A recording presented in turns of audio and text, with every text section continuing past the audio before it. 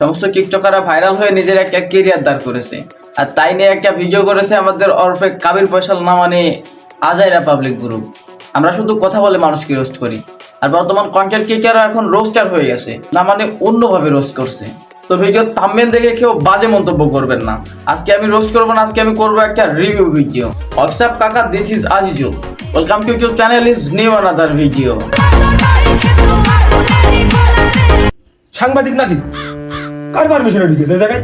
Sir মানে এটা অনেকেরই প্রশ্ন ছিল, আজকে আমরা ক্লিয়ার হলাম। আসলে যেই চ্যানেলগুলোতে মানে যে বাংলাদেশের মোস্ট সাংবাদিকরা তো আপনার ইন্টারভিউ নেয়, মানে আপনার সামনে অল টাইম অনেকগুলোই মাইক্রোফোন আমরা দেখতে পারি, অনেক চ্যানেলের নাম লেখা, কিন্তু ওই চ্যানেলগুলোর ভিতরে বা পত্রিকায় কখনোই আমরা আপনার কোনো নিউজ বা কোনো প্রতিবেদন দেখতে পাই না। আসলে তাহলে এই ইন্টারভিউগুলো যায় কোথায়? এটা আমাদের প্রশ্ন। আসলে আমি এই জন্যই প্রশ্নটা করেছিলাম, আপনাকে বিয়াদব ভাববেন না দয়া করে। ওটা কি আপলোড করা সম্ভব? আপনি একটা বোকার মতো প্রশ্ন করলেন না।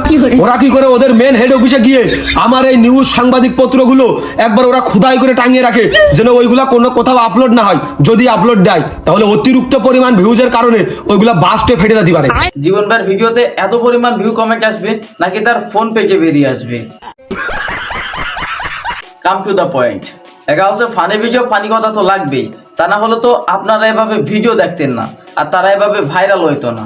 এখন বর্তমান সময়ে যারা টিকটক করে একটা নিজের ব্যবসা দাঁড় করিয়েছে, আজকের এই ভিডিওতে শুধু তাদেরকে নিয়ে রোস্ট করেছে। পুরো ভিডিওতে শুধু তারাই রোস্ট হয়েছে। ও তাহলে আপনি একটা ওই চুল কাটার ওই সেলুন দিয়ে নিজে এত বড় জব ক্রিয়েটর হয়ে গেলেন। টিকটক থেকে যারা সেলুন আর পার্লার খুলেছে, এই স্কিপে শুধু তাদেরকে রোস্ট করা হয়েছে। এই স্কিপে যাকে রোস্ট করা হয়েছে তাকে তো আপনারা হয়তো সবাই চেনেন, না মানে আপনাদের ভাইরাল নাপি প্রিন্স মামুনকে। এখানে সবাইকে আসলে ওইভাবে এলাও করা হয় না। মানে আমার যেমন মন মানসিকতা, আমার ক্লায়েন্টগুলোরও ওইরকম মন মানসিকতা তৈরি করতে হবে, তারপরে আমার এই বিউটি পার্লারে, জেন্টস বিউটি পার্লারে তারা আসার সুযোগটা পাবে। আর অবশ্যই এখানে আসার পরে মানে চুল কাটতে ওদের হচ্ছে 20টা টিকটক করতে হবে, আর অবশ্যই ওদের আইডিটা 500-এর উপরে ফলোয়ার থাকা লাগবে, তাহলে এরা এই জায়গায় এসে সার্ভিসটা নিতে পারে। এখন মানুষ শুধু চুল কাটতে যায় না, চুল কাটার আগে 15-20টা ভিডিও করে নিবে, ছাড়লেই তো ভিউ কামানো হবে। মানে চুল কাটতে ওদের হচ্ছে 20টা টিকটক করতে হবে, আর অবশ্যই ওদের আইডিটা 500-এর উপরে ফলোয়ার থাকা লাগবে, তাহলে এরা এই জায়গায় এসে সার্ভিসটা নিতে পারবে।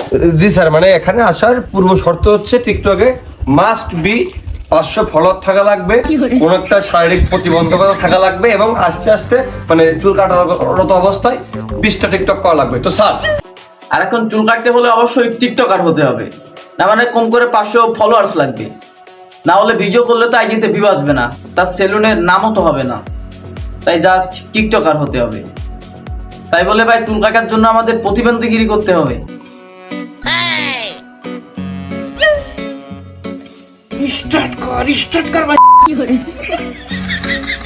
তো গাইস দেখতেই পারছেন যে স্বাধীন ভাই অত্যন্ত ভালো মানুষ, যে মানুষের দুঃখ কষ্ট বুঝতে পারে।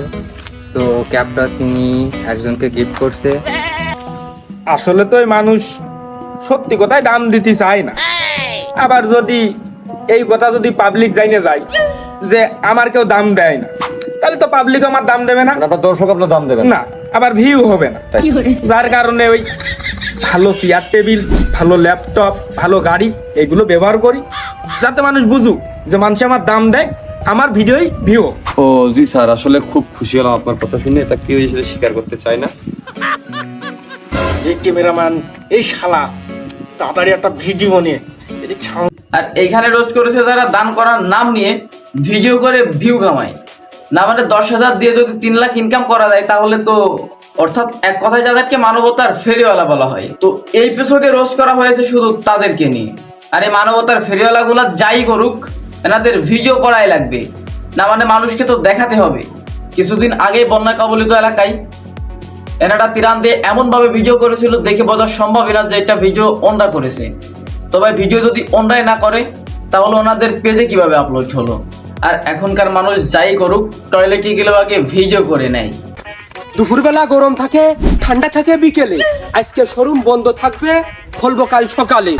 সো গাইস, কুরবান চাচা পাক্কা দিয়েছে, এটাও কিন্তু একটা টিকটকারের পয়। তো কে করেছে তার নামটা না হয় নাই বলি, যাকে বলেছি সে অবশ্যই বুঝবে।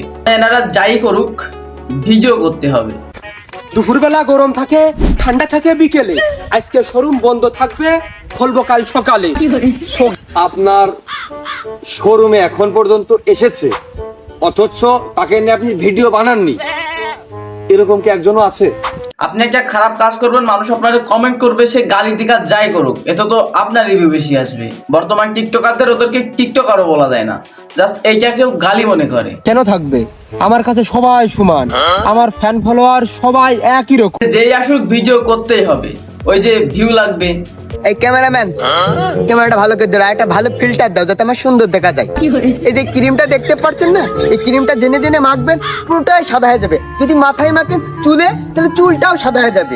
বর্তমান টিকটকাররা নাকি ক্রিম মেখে সুন্দরী হয়েছে, আর এই ক্রিম কিন্তু অন্য পেজে পাবেন না, শুধু এনারাই বিক্রি করে। এ ভাইয়া এখানে কেন? যদি অর্ডার করতে হয় তাহলে আমাদের পেজে যে অর্ডার করুন। সরাসরি কেউ কে দিবে না, তো পেজে গিয়ে অর্ডার করুন। আপনাদের বই যদি কালো হয় তাহলে আপনারাও নিতে পারেন, জাস্ট ফর্সা হওয়ার জন্য। তো আমার এই ভিডিও থেকে কেউ আবার নিতে যায় না। আপা ওই এটা ইউজ করলি, আপনারা যে কন এইটা ইউজ করলি খুব ফর্সা হয়ে যাবে, তা আপনাকে চেহারা খারাপ কে? আপনারা আগে নিজেরা ইউজ করে নিজেকে চেহারা ভালো করতে পারেননি? হ্যাঁ ভাই, এটা একটা সত্যি কথা বলছেন।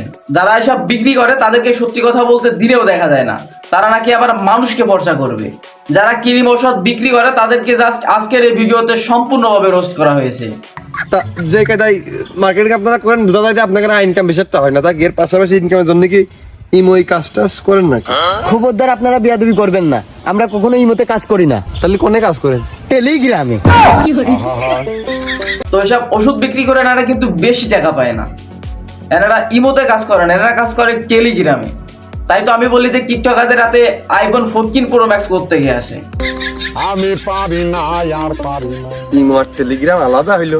I don't ever slow up, no I don't take shit I got no love for the fakeness if you wanna play tough and when ভাই আপনাদেরকে বলছি আপনারা আর এইভাবে রোস্ট করেন না, কারণ আপনারা যদি এভাবে রোস্ট করতে থাকেন তাহলে দর্শক তো আমাদের ভিডিও দেখবে না, তারপর আমাদের না খেয়ে মরতে হবে। আজকের ভিডিও পর্যন্ত। যারা যারা আদারা পাবলিকের সাবস্ক্রাইব আছো তারা জলদি করে আমার চ্যানেলকেও সাবস্ক্রাইব করে দাও। সবাই সুস্থ থাকবেন, ভালো থাকবেন, আল্লাহ হাফেজ, চিল।